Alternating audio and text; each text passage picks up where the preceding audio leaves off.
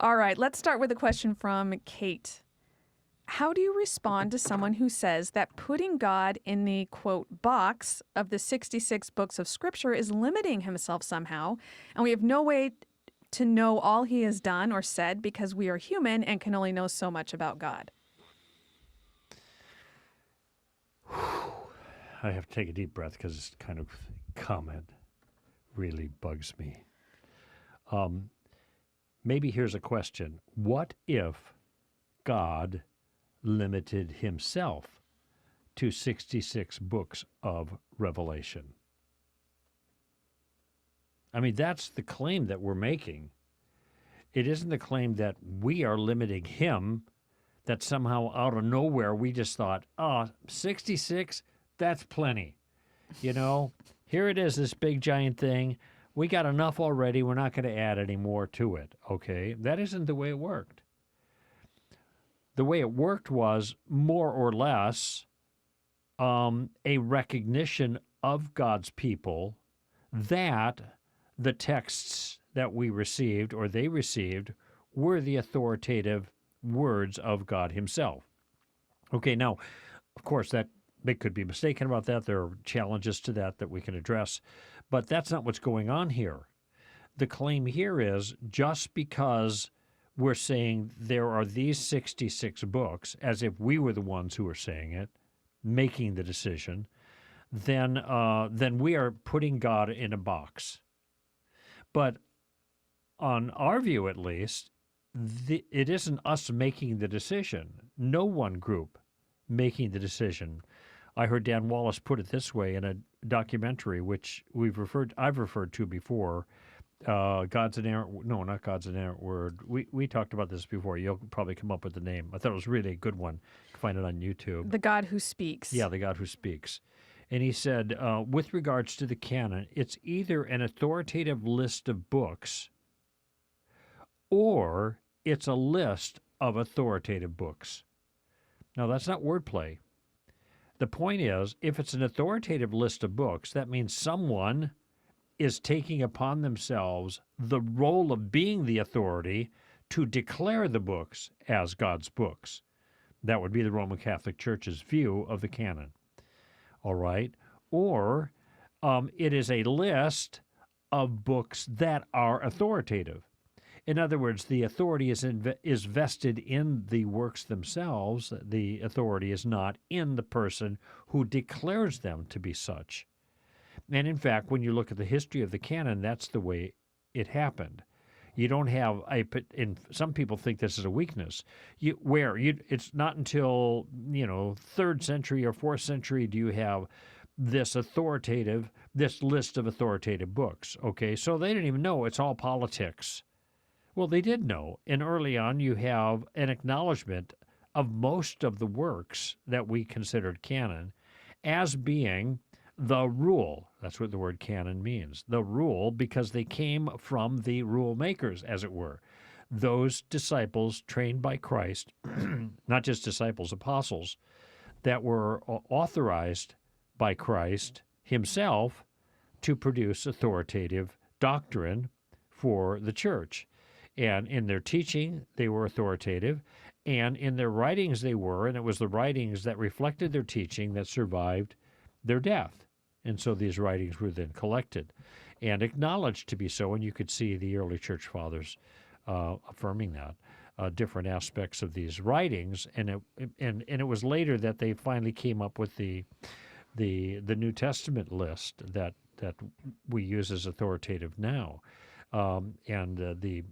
The apocryphal books, the in-between books, they were not canonized until 1,500 years after Christ at the Council of Trent by the Roman Catholic Church. Now, I'm not saying they weren't considered valuable, and some considered them canon, but not everybody, and there wasn't a unified understanding of that.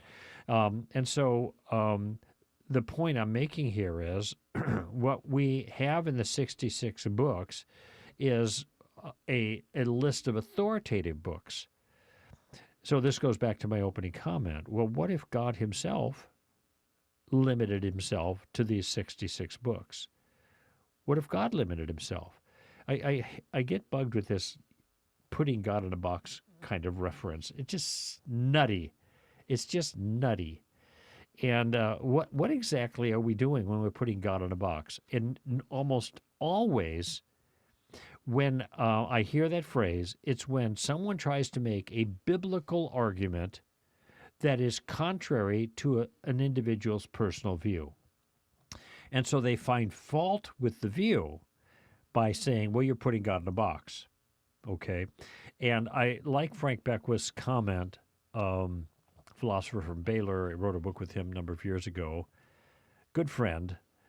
And he can turn a phrase. And Frank says, I used to believe in reincarnation, but that wasn't a former life. For an example of a ability to, you're the reason I always blame other people. That's Frank Beckwith. Anyway, so here's what his observation in this case is: when somebody else cannot beat you with an argument on a theological matter, they try to trump you with their own spirituality. Well, I can't refute your view. This is the subtext, right? I can't refute your view, but I'm holier than you are. I'm more spiritual than you are. Okay? And that's really what's at the heart of this claim. We've got theological reasons, rational arguments regarding the 66 books being the authorized canon. This is where God has spoken. And somebody says, well, your God is smaller than mine. My God is not in a box. My God is free and can do whatever he wants, and he gives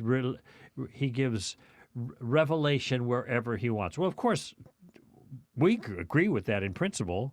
God is free to do whatever he wants. The question isn't what he's free to do. The question is what he has done. Okay? And this is why this kind of response is just, it's just childish. It's just infantile. It misses the point entirely. What we're trying to figure out is where God has spoken and what are our reasons to believe that that's the case.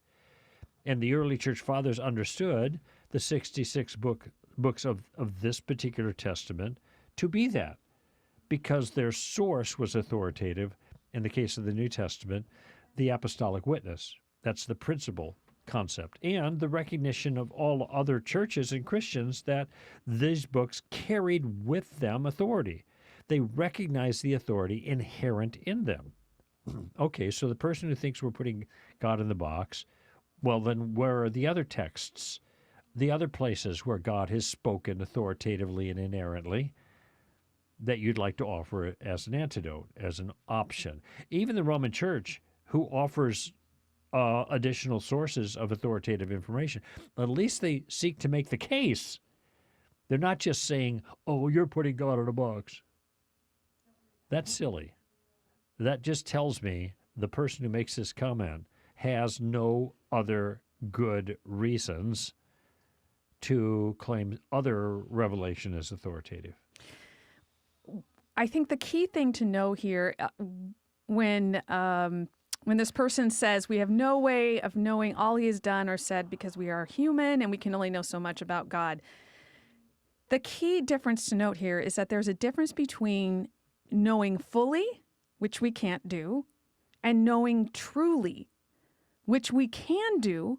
And we can do it because we're made in the image of God, and we are persons like God is a person, and he's made us so that we can communicate with him and apprehend certain things about him that he tells us about. Mm-hmm. Now, we'll never know everything there is to know about God, but we can truly know the things that he has told us. And the truth that he's given us is by nature limiting. Mm-hmm. And the reason why it's limiting is because God is himself, and he's not himself. Mm-hmm.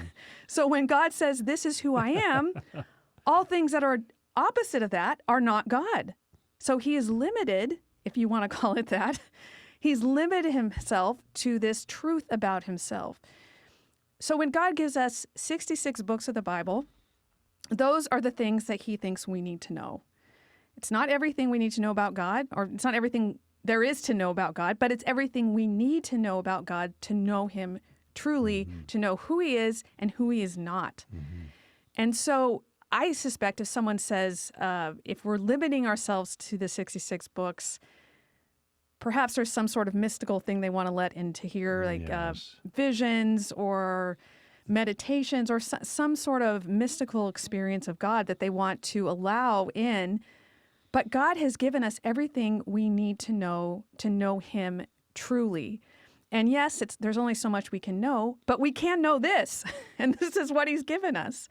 It's not limiting, it's defining. Right. Oh, that's a good way of Truthfully putting it. defining. Yeah. Which, of course, is limiting, just as every definition is limiting, but in a legitimate way, not in an illegitimate way.